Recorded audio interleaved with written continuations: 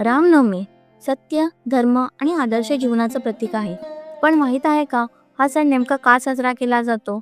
नमस्कार मित्रांनो, स्वागत आहे मराठी चैतन्य यूट्यूब चॅनलवर. आज आपण जाणून घेणार आहोत रामनवमी कधी, का आणि कशी साजरी केली जाते याबद्दलची संपूर्ण माहिती.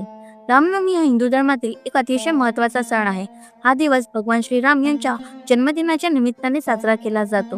हिंदू पंचांगानुसार हा सण चैत्र महिन्यातील शुक्ल पक्षातील नवमीच्या दिवशी येतो. भगवान श्रीरामांचा जन्म अयोध्या येथे राजा दशरथ राणी कौसल्या यांच्या घरी झाला. ते भगवान विष्णूंचे 7वे अवतार मानले जातात. रामनवमी साजरी करण्याचे सर्वात मोठे कारण म्हणजे धर्माचा विजय. भगवान रामांनी रावणाचा पराभव करून वाईटावर चांगल्याचा विजय दाखविला.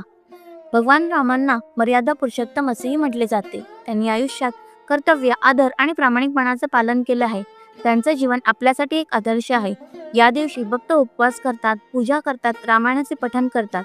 यामुळे मन आणि आत्म्याची शुद्धी होते. देशभरात रामनवमी मोठ्या उत्साहात साजरी केली जाते.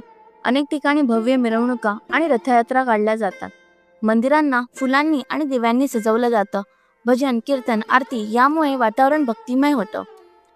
या दिवशी अन्नदान केले जाते, प्रसाद वाटला जातो. त्यामुळे समाजात एकता आणि प्रेम वाढते. रामनवमी फक्त धार्मिक सण नसून तो संस्कृतीचा एक भाग आहे. तो कुटुंब आणि समाजाला एकत्र आणतो. रामनवमी आपल्याला शिकवते, सत्य नेहमी जिंकतं, धर्माचा मार्ग कधीही सोडू नका आणि नेहमी आदर्श जीवन जगा. तर मित्रांनो, ही होती रामनवमीची संपूर्ण माहिती. व्हिडिओ आवडला असेल तर चॅनलला सबस्क्राईब करायला विसरू नका.